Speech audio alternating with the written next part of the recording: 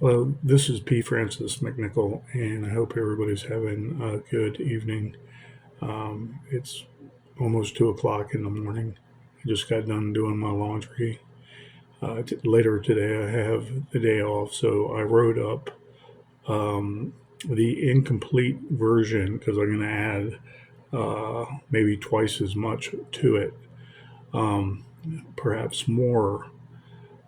It's kind of like a longer poem.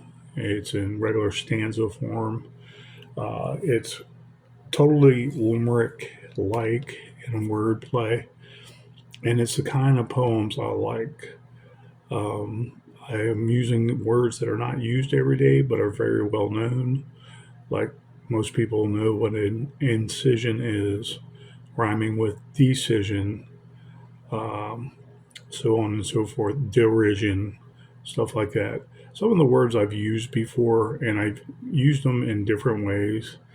Sometimes it's the rhyming word, sometimes it's a common word in the longer stanza. Okay, so it's a single, but it's like almost paragraph form because it's a long compound sentence with lots of rhymes in it where the words rhyme and sound the same or they sound similar. And those similar words enhance the poem tremendously, especially with a few rhyme schemes that don't have many words. You can rhyme with it. I am becoming more and more skilled practicing the rhyme schemes. Do I want to sit there and count every metered syllable? Okay, per se, and on the different types of poetry poems you can do, and how it's set up by iambic pentameter or whatever. And the cadence, I have a knack for reading it and feeling that rhythm and knowing I'm going to stick it. Each paragraph I do, which is a compound sentence basically, but it's a stanza almost the size of a paragraph. I don't know the exact amount of digits involved, depending on what an average sentence is. When they do word counts for turning in a novel, they want to know the word count, and they have their machine on the computer counting the words. And usually, when it's sent in the transfer, the word program has a count, and that's already stated. However, it's stated on the end of the page or the end of the book, the last page or not. I give guesstimations, and I hate it when people say there's a word count minimum or word count maximum mostly.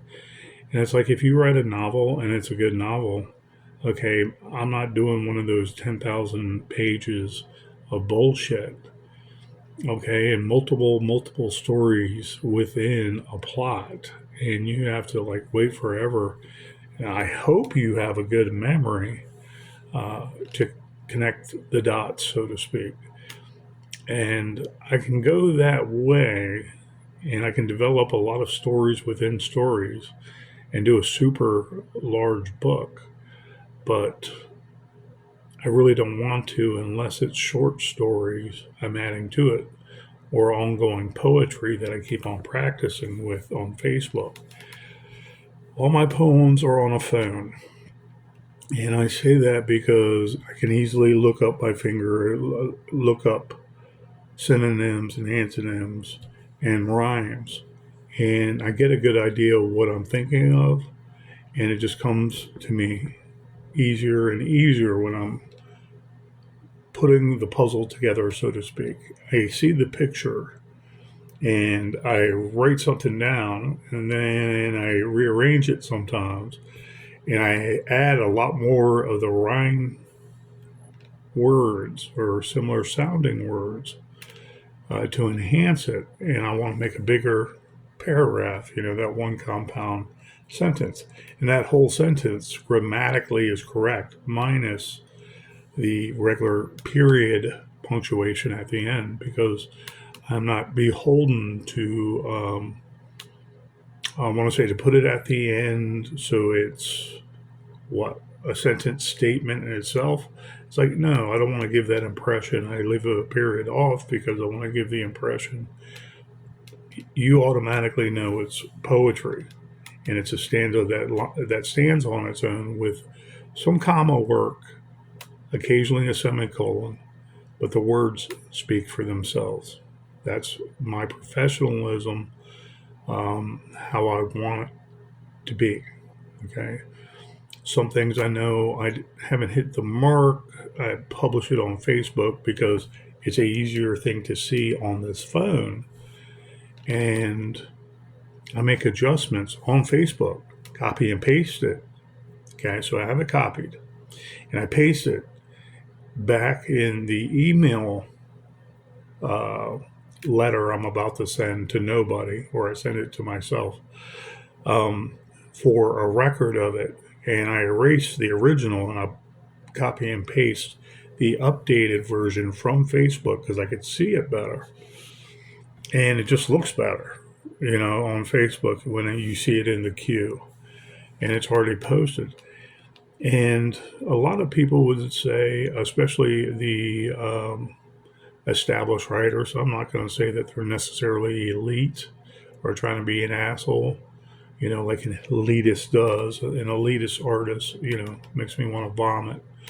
But I'm not saying that they are. But they might say, well, why would you publish anything if it's not finished? And I look at it like this way, okay?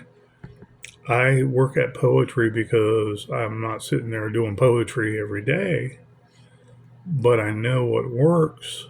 I know um, how to conjugate a verb. I know the verb tenses, and I'm skilled with those verb tenses. And when I start playing around with the words and that scheme in that one stanza, that longer stanza, again, that looks like a paragraph. All it is a compound sentence without a period. I keep it simple like that. So it's stating, in essence, it's a poem. But the rhyme scheme lets you know that as you're reading. And I know it gels together because my original picture that I had with the words just coming out, okay, sometimes they're redundant and people have to watch out for that. I'm not so worried about it because sometimes there's common words that's the best word and the only word you can use for it, you know. But I'm aware of that. And so if I have to use the same kind of flavor and meat together on the stanza, then I'll rearrange it even more and I'll be like, nah, that does sound way too familiar.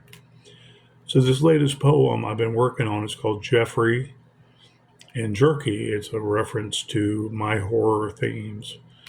Some of that is the cannibal that is stalker, slasher, inbred. Let's say I don't care if he's from the sticks or not, but it's an overdone trope with the cheaper production companies trying to insult rural Americans, like they have issues and they eat old old parts of people and stuff like that, and they don't really they're inbred, and so their children are deformed if they live past a certain age or they died off, and their bones are put in some kind of formaldehyde or something to that effect to preserve them.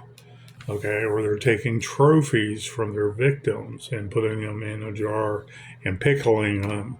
You know, the trope is always there for the cannibal.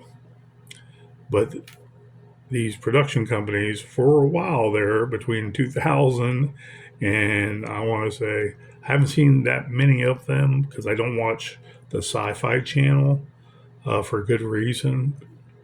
Um, but anyways, they've played a lot of those movies like Wrong Turn and what have you. So keeping it contemporary and not trying to insult rural people where I want to go live also while I commute to work. Okay. I don't like the stereotypes. And they are stereotypes because there's decent people in every walk of life, whether a city slicker, here I am doing the same thing, putting people in a box. Whether they're from the city and they think like a city slicker, more power to them, or a suburbanite, or a rural country person who I want to be more like and laid back and not be bothered by neighbors really, except to work with neighbors and maybe in an emergency. But I hope they're like a mile away. So if I want to go out back in a safe area, safe hillside, and go shooting, especially at 12 o'clock, noontime, and it's not hunting season, they can even join me and I'd welcome them. Here, shoot my guns. Not at me, but shoot my guns. Blast away, have some fun. I would like that kind of living, and rural area people, farmers and what have you, are more laid back than you think, and they're a lot smarter than you think, especially when they're not a liberal, but they're American, they're patriots, and they just want to be left alone, you know, earn a living, stay in the woods, stay in the farms, stay out in the fields, and I mean like where their house is, and enjoy a peaceful lifestyle. And I want that. I don't want the suburban life necessarily. I want the amenities. I'd openly admit that. But it's not that far away to go travel, 45 minutes to a big Walmart and go there once a month, buy prepping stuff you need, especially food. So, anyways, when I think of the cannibal and the serial murderer, the serial killer, I think of the big ones like Jeffrey Dahmer, Ted Bundy, William Gacy, so on and so forth. And Dahmer was killed, and he was killed by a guy in prison. And I'm sure secretly a lot of people were like, yeah, he's a hero, you know, or, whatever spat that they had, that's one less mass murderer we have to worry about, serial killer in general. Two different things, but they can be the same thing.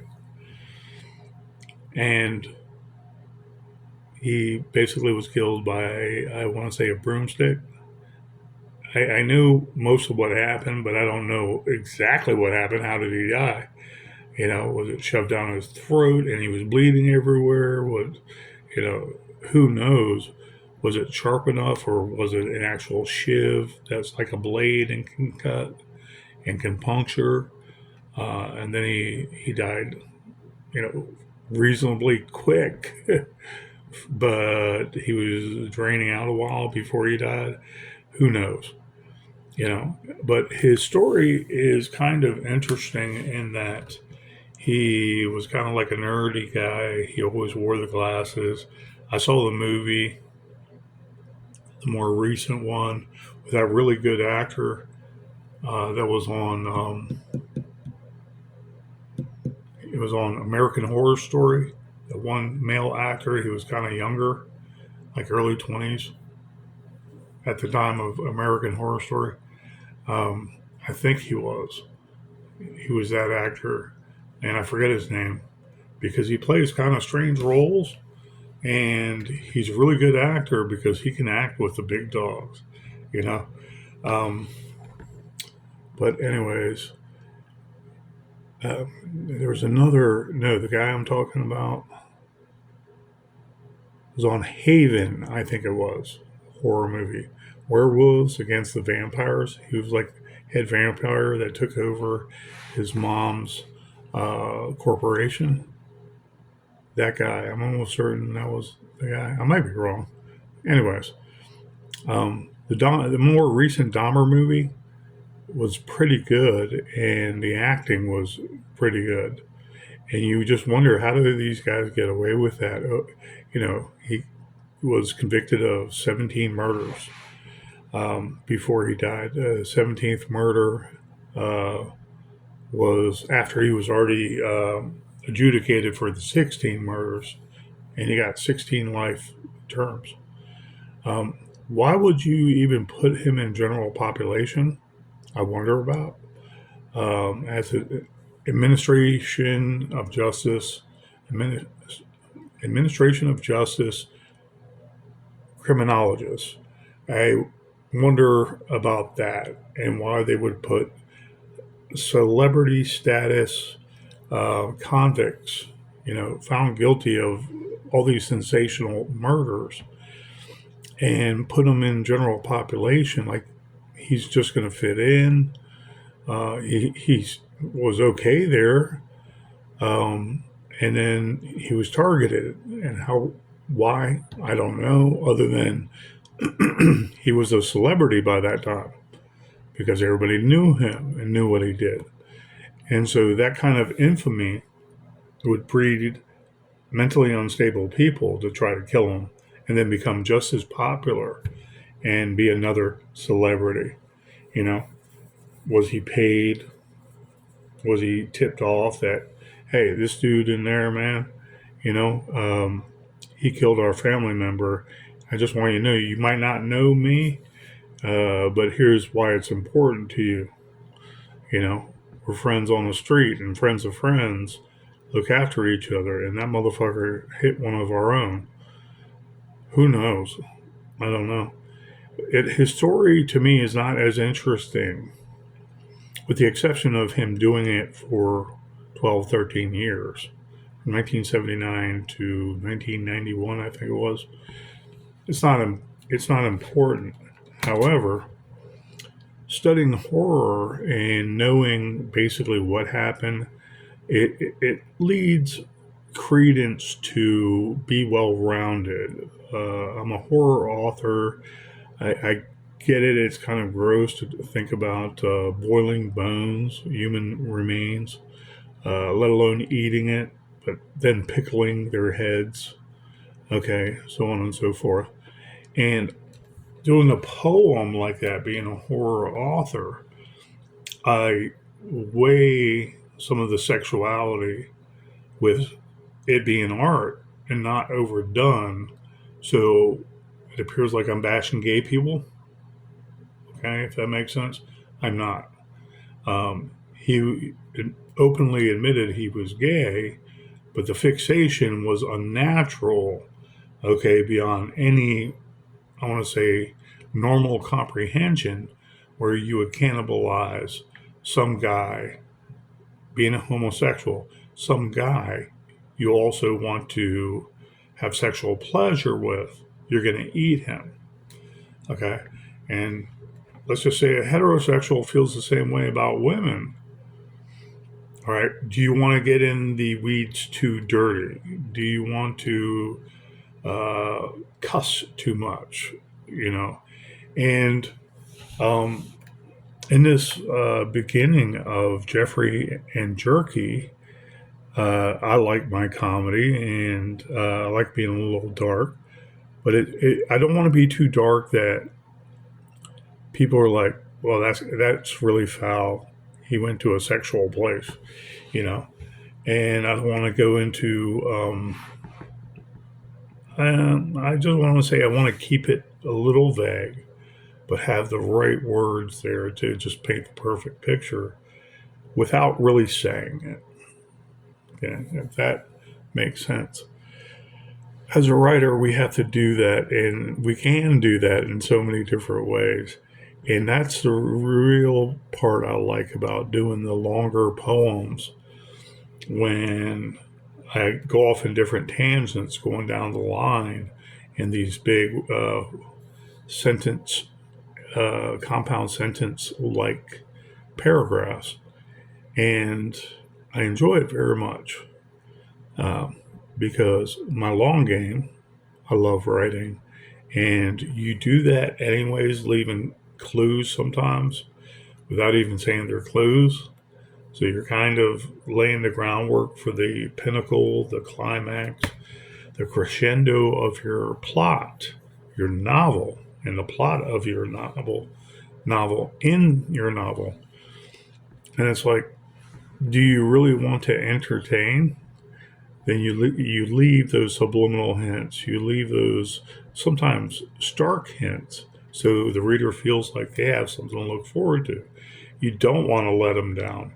This is your psychology here working to let other people have your entertainment as an artist. And this is everything from your own mind. So I think I want to do the longer game for a lot of different genres in the horror field. Okay. And I don't mean just the whoever the bad guy is. You have the ghost, the werewolf, the vampire. Okay. Maybe a mummy. And I spoke of a mummy before. They were supposed to be scary because they were brought alive. Remember Frankenstein? He's kind of like out of vogue. They try to do an updated version of Frankenstein in the modern era. Doesn't really work well, because people want to see something that could be theoretical and be true and be believable. But I mean, it's theoretical. It's just not done because it's not going to happen. Where you're reconstructing a body and a person with a brain implanted into another body, let's say. It just does not happen. And if someone actually did it, I wonder how long it worked, if it did work at all. Seriously. But those genres and zombies, okay, ghouls in general, like the Renfields that grave rob for a living, okay, they're ghouls, and they're like demon-like, but in human form, and they're scumbags, and they're really dirty and funky. But they might be looked at as the Renfields that look after the vampire, when the vampire is in his or her slumber. And it's like, I love that, Yeah, Renfield. I know quite a few Renfields. Basically, the useful idiot, politically speaking. People who are liberals in general and, ice, but they can't think about 5 steps beyond that. Okay. Just for an example, the illegal that came into your country is not an immigrant. He's basically an invading force. 1, he bogs down the system by using welfare. 2, he might be taking a job away from Americans.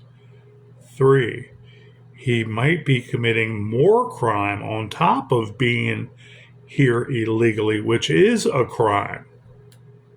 Okay, what am I up to? 5. Okay, those illegal people here voting illegal are canceling out my vote. Okay, because I believe in American patriotism. I'm not a supremacist. I don't want America to rule over other countries. I want America to be the leader of the world in a peaceful, harmonic way. Okay, as a Christian. And our own deeds prove to many of the world that Christianity is the way to go when their heart feels it and they decide to join Christians. That's me in a nutshell, and I'm not trying to colonialize shit. But anyways, when you speak to that liberal person, they would be like, let's virtue signal. Let's all join together because we're all brothers and sisters. Like, no, we're not. I hate to say that as a Christian. We're not all brothers and sisters. We are Christians and demons.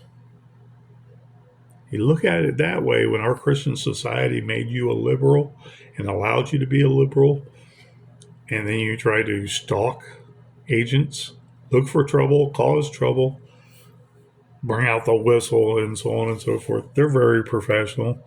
They know how to handle you. And what do you think you get out of that besides that virtue and that overwhelming urge to prove that you're better than other people because you care for other people that you look down on? Yeah, liberals, those mentalities of elitists. Just then you have the useful idiot like them. but they want to be elite. They just don't say it. You know, they just have to prove to everybody they're in the in crowd and they care about someone more than you. Because no, that's my constitution, and you're violating someone's rights. You're kicking them out of the country, and that's against their human rights. No, it is not. The Constitution was very clear about aliens who come to our country illegally. They are still, I forgot the term, they are still beholden to their country. They're beholden to their country until they become a citizen somewhere else, even if they're seeking asylum somewhere else.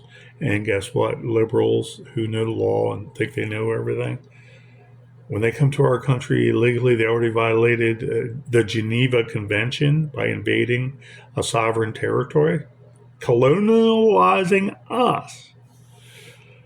Yeah, but we can't do it. We can't spread some peace and Christianity with our Bibles around to other countries.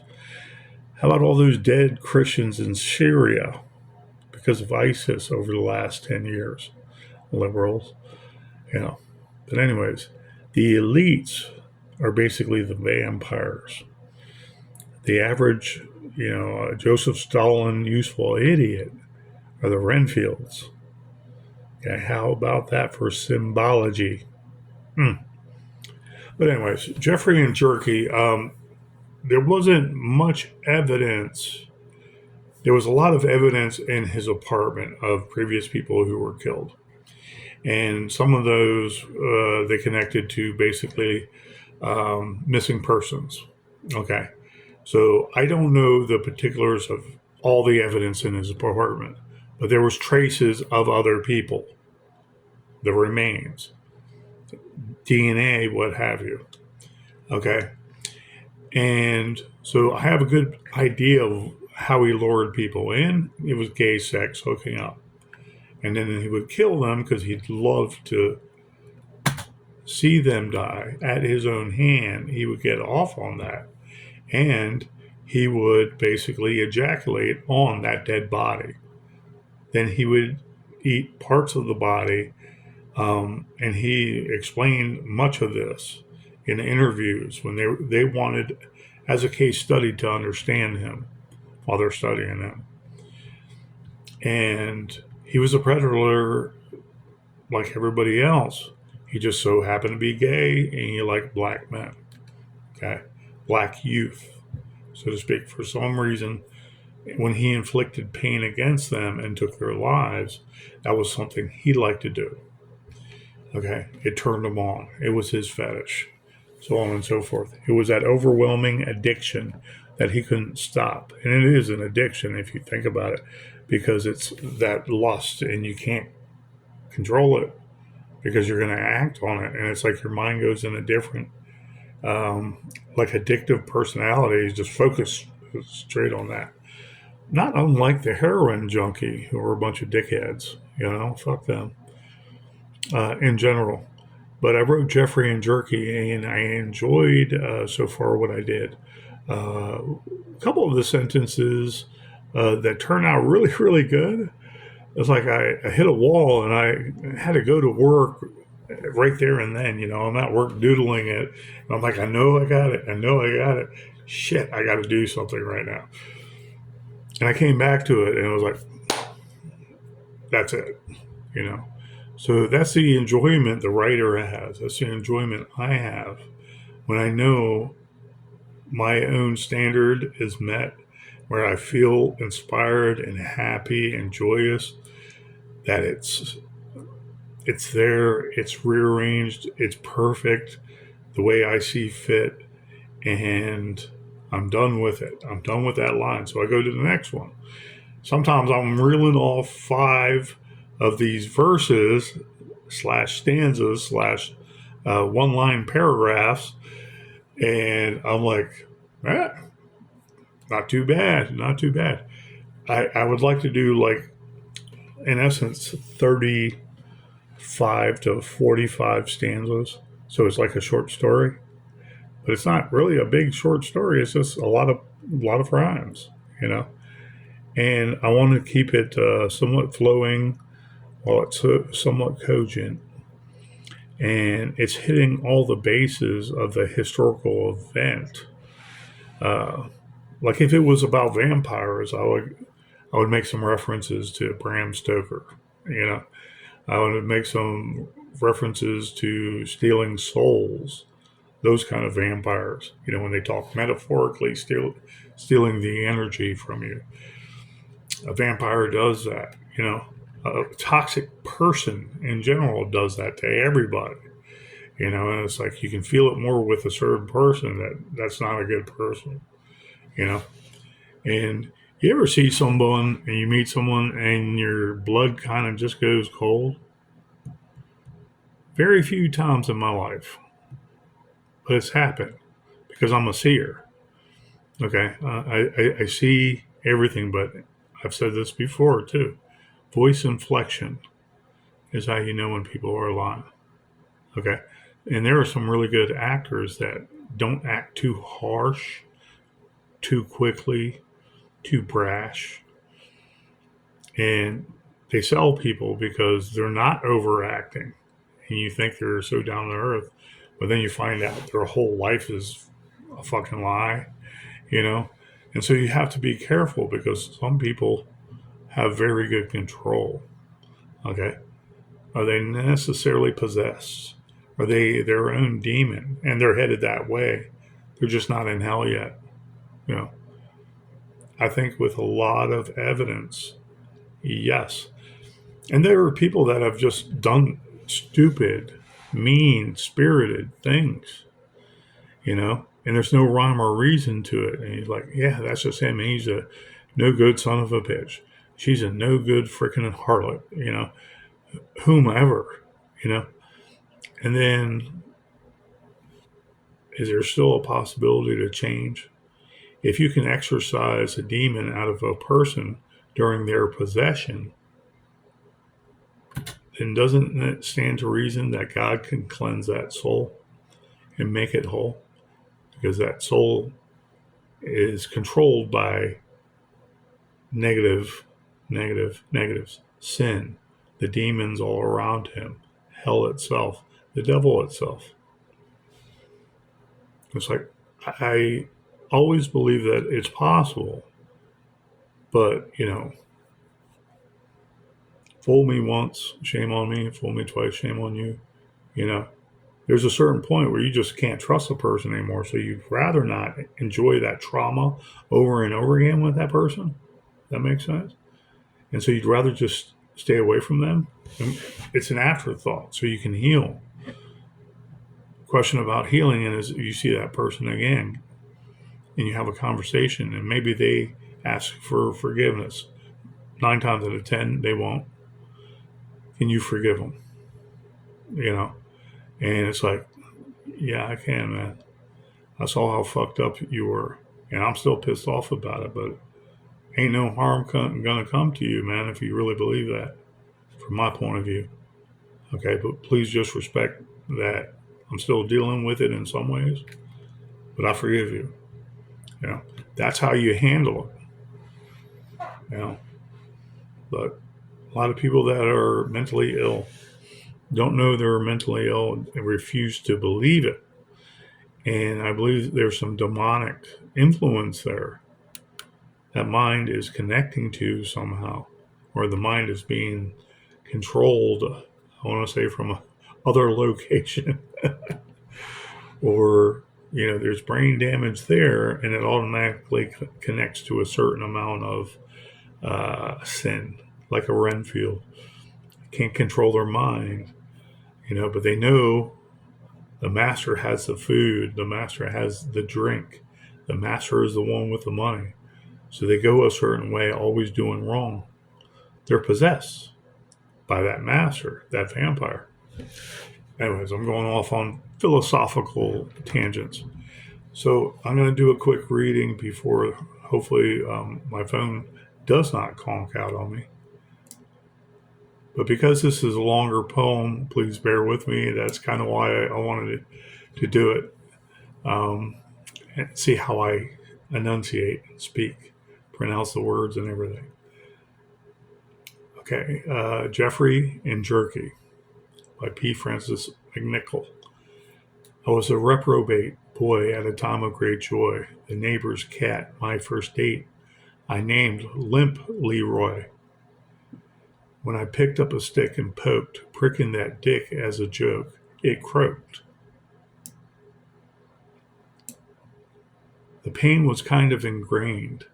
Annoyed, Leroy deployed in the hedgerows to decompose, slow, I overjoyed. Home alone isn't fun, where no one saw what I had done. Resurrecting dogs, I was dissecting, shunned.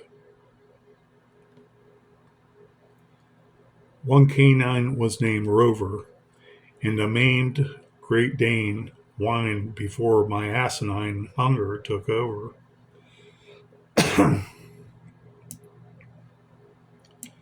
Carrion bones were my thing, if not interesting, using Clorox bleach, dissolving everything.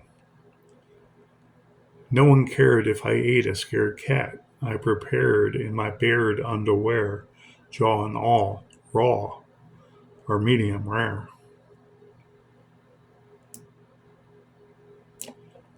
Mom was on drugs who forgot about hugs, as Dad spent what we had as a mad undergrad at some faraway pad.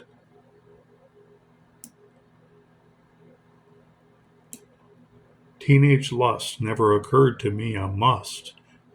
Seedy or needy, delicious crust of the itty-bitty kitty, meaty and gritty, indeedy.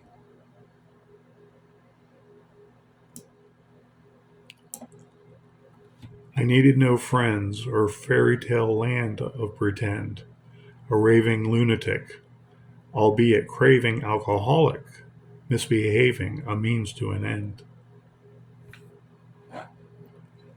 Loving to quell animals, I graduated to infidel male cannibal, quite the incel Hannibal.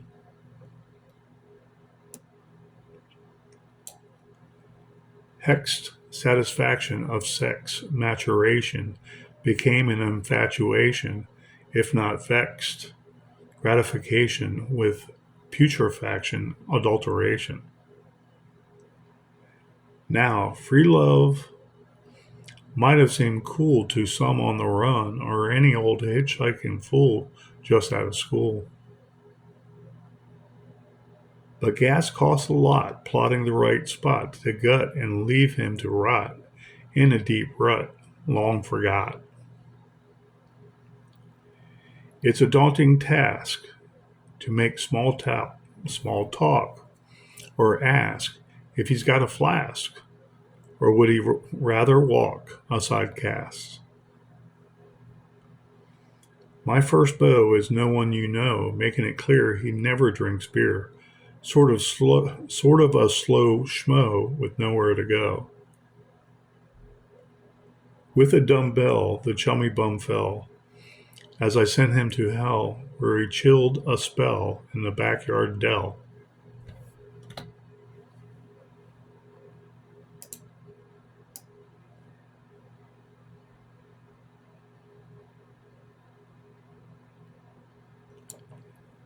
Then came paring and fillets, immured parts, airing and cured beef jerky arrays, for 2 weeks and 3 days. Military was a bit ancillary. My titulary rank drank away, thanks to contrary Larrys at the cash and carry commissary. Discharged from the darn army, my zest for harming at best was smarmy. My charming quest less alarming than barmy.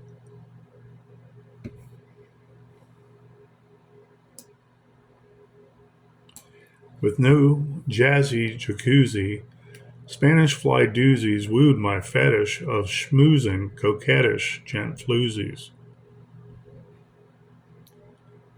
Until an apartment rendezvous, dudes of color my forte, who consumed a tray of quaaludes for gay Polaroid nudes. Oh, how enthused when I cruised for the confused, abused.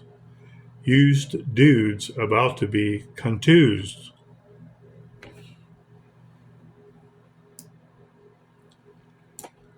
Propositions of my secret position were an imposition of vital precision, arterial incisions, and skeletal division. My indecision causing violent misprision and derision in my bone-in meat acquisitions of sin. Filleting nesh flesh and boiling oily bones in a bold dish on my own turned me on, as I fished out and meshed brackish gallstones.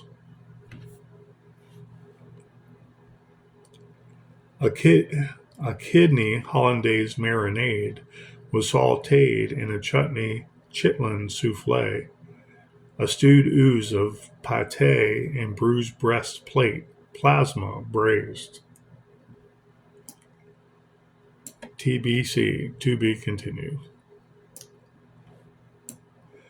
Well, anyways, that was Jeffrey and Jerky. I'm maybe about halfway done with it.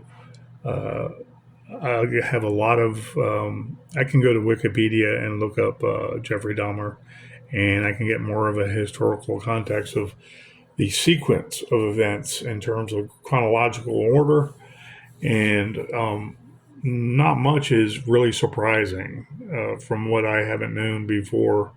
And when he was incarcerated and locked up, finally, I was a police officer at the time, so I followed it, and everybody knew about it. It was highly publicized. Uh, Even as much as John Wayne Gacy, I think it was John Wayne Gacy. Yeah, John Wayne Gacy. If I said his name wrong earlier, my apologies. It's a late hour now. But anyways, Ted Bundy and what have you. Or when I was younger in high school, didn't care as much.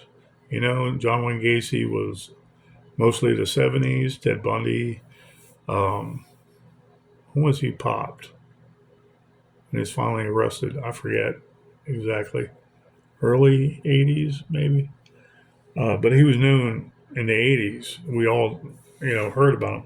But Jeffrey Dahmer was more contemporary. And I remember post high school in particular. And I was like, yeah, that dude is fucked up. He looks like your average nerd, your average geek squad guy with, the birth control glasses. And I'm like, ew, yeah. But it's nothing that makes me sick, you know. It's like some people have an affinity to run away from, like, BM. In my field, you have to clean up after people. Something bad happens. So a lot of times it's BM. And you'll see people run. You'll see people like, I ain't going to do it. They might as well say that because they don't help you while you get stuck with it. Well, that, and forgot what I know on the radio, the dispatcher said, check for the unconscious.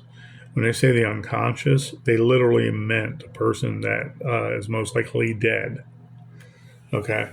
If it was a shooting, it would say respond to with the shooting, uh, witnesses or victims on the scene. They keep it simple like that. But if they found a decomposing body that's been dead for a while, they will use the actual terminology, the unconscious person. And so the police officer would like, okay, we're talking about a dead person. Okay, not just someone who drank too much and passed out on the side of the strip where all the people were getting drunk. No, they're talking about an actual dead person. But there was a word for them when they were sitting a while, and it wasn't like stinker. And I don't remember what that word was. Okay, so I think of seeing that a couple times, and smelling it, and it's like a dead animal on the side of the road. It has that really pungent, nasty smell, and it's overpowering. Um, people stick stuff up their nose so they don't have to smell it. It doesn't bother me either, except you can tell it's not a pleasant smell. So it's like, I'm not complaining. Do I want to smell that all day? No, I want to be there, do my report, and have coroner's office come in as soon as possible. And they work with the acids, blood turning to acid, the flesh falling off their bones, the skin like crepe paper, and you just grab it and it's like, it's peeling apart kind of thing. But the unconscious, Jeffrey Dahmer basically would lure people in for drugs and money and let them get high and drunk, purposely get them drunk, and then work on asphyxiating them or killing them by blunt trauma while he's getting off. Okay, because that's what he wanted, and so he had a gay lifestyle and some gay friends that he didn't kill too. They were acquaintances. But I think of the rotting flesh. I think of the body parts. I think of the color black, which our flesh, muscle, and everything. Once the blood work starts to turn acidic, it starts coloring the skin. A little gray at first, a little olive green, and really effete kind of complexion. Like green but not dark yet. And it's really creepy because, you can imagine a zombie talking to you, but they're about to die. Be gone for good. And someone is like, yes, I am that. But you're looking at them like, man, you're changing. That's funky, dude. That's funky. But when the body is sitting there, that acid eats through everything, the clothes and everything, and it goes through the furniture too, all the way to the floor. They have evidence of that acid over time when a body is decomposing in one apartment, that the acid goes through cracks and stuff and steel where it finds the cracks, because it's so powerful, like a detergent of some sort, very caustic. And then it will stain the ceiling up above, and they'll see like a brown stain. It's like, yeah. So they go up there. They don't know what happened yet. How do they disassemble the body from the furniture? They probably have to or can take furniture with them in that body. Okay, and don't get me wrong, I don't know all there is to know about crime scene protection and how you bag the body, but you have a lot of basically mush, okay, deteriorated flesh, muscle tension and whatnot, sinew and stuff dripping off the body at a certain point. And all of a sudden, that skin is going to like dry around the bone and then peel off from that too, while it's still going down because of gravity. Well, underneath that furniture is all these strands of acid and bodily goo and what the blood turns into, basically. And it's very powerful. It eats through things, over a long period of time. People don't understand it.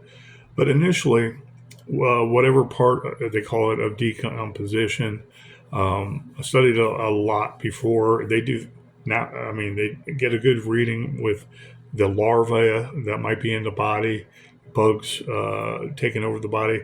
They can tell how long they've been killed or dead because of a certain amount of different bugs, okay, that occur at different stages of the decomposition.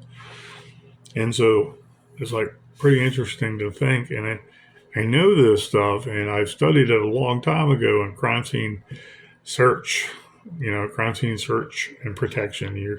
You're investigating that crime scene, everything around it. You have to search for things and clues and stuff to tell you what really happened. The body decomposing turns black. White people turn black. Okay, they sit there long enough, and so people knew that, and it also blows and it can also explode because of the gases. There's a certain point where it pops. Doesn't mean the whole thing is going to go all over the place, but the odor is horrendous, and it's like nothing you want to smell on a daily basis. Trust me, but those coroners do. Um, Maybe not every day, even in the big city. You don't have that many stinkers. You know, that's the vulgar way to say a dead person's body had been sitting there a while in their apartment or their house. So it's like, I want to show respect for the dead. Okay, but you know, me and my horror, I like a little comedy, so I have some black humor there. But anyways, I hope you enjoyed this video, Jeffrey and Jerky, and I'm going to finish it off in the next couple days. Maybe work on it into this coming weekend. It's Monday morning, but I'm referring to finishing maybe by Sunday when I have my days off. So I look forward to this. I was very happy about A Witch's Cunning too.